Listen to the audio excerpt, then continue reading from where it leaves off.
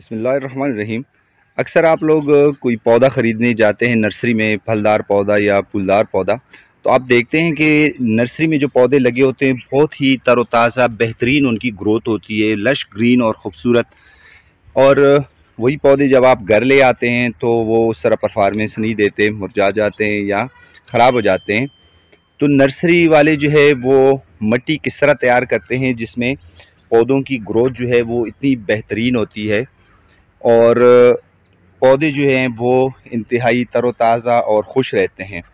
तो उस मिट्टी में ऐसी क्या करैक्टरिस्टिक्स होती हैं, ऐसी क्या खूबियाँ होती हैं जो नर्सरी वाले जो हैं वो किसी को बताते भी नहीं हैं।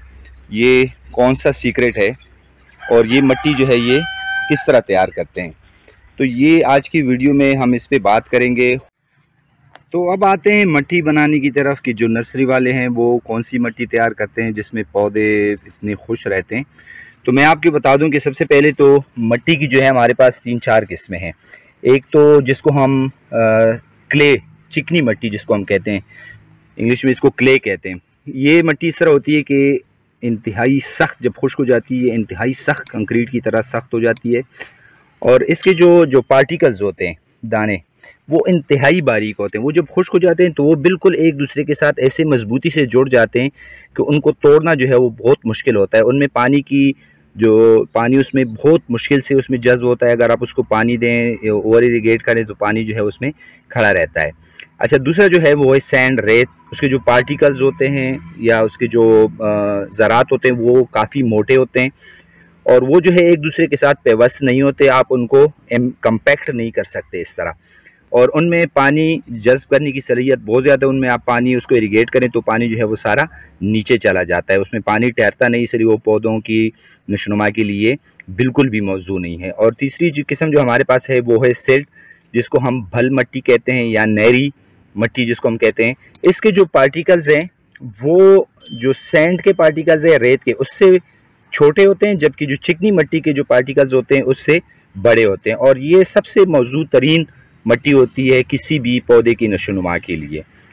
तो जो नर्सरी वाले हैं वो इसमें यूज़ करते हैं भल मिट्टी, जिसको हम नहरी मिट्टी भी कहते हैं। तो ये भल मिट्टी जो है ये बहुत ही बेहतरीन मिट्टी होती है। अगर आप इसको सख्त करना चाहें तो वो उस तरह सख्त नहीं होती जिस तरह की चिकनी मिट्टी होती है, उनको तोड़ना आसान होता है। इसमें सैंड यानी रेत की आमेजिश होती है। तो ये जो मिट्टी इस्तेमाल करते हैं भल मिट्टी होती है। और उसमें दूसरा जो पोर्शन है वो है फार्म यार्ड मैन्योर या ढेरानी खाद।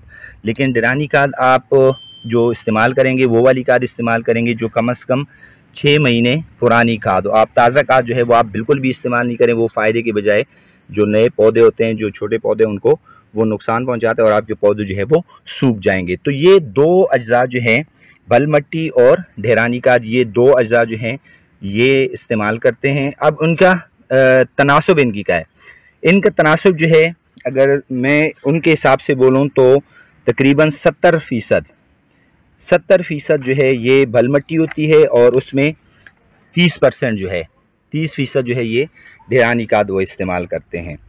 60 से 70% जो है भल मिट्टी या नहरी मिट्टी और उसके साथ 30 से 40% जो है ये ढेरानी खाद जो है वो इस्तेमाल करते हैं। उसके साथ अच्छी तरह मिक्स करते हैं और उसके बाद जो है फिर लिफाफे या गमले जो हैं वो इससे भरते हैं। तो ये सिर्फ दो अज्जा जो हैं ये इस्तेमाल करते हैं। घरों में ज़्यादातर हम चिकनी मिट्टी इस्तेमाल करते हैं। चिकनी मिट्टी जो है वो उसमें जड़ें जो है नए पौधों की वो बहुत मुश्किल से नशोनुमा पाती हैं और पौधा जो है उसमें खुश नहीं होता।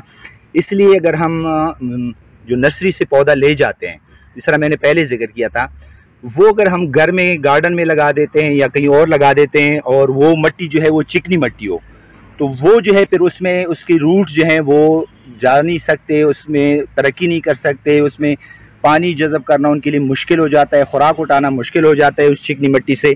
तो उस वजह से वो पौधा जो है वो सूखना शुरू हो जाता है या वो कमज़ोर होना शुरू हो जाता है।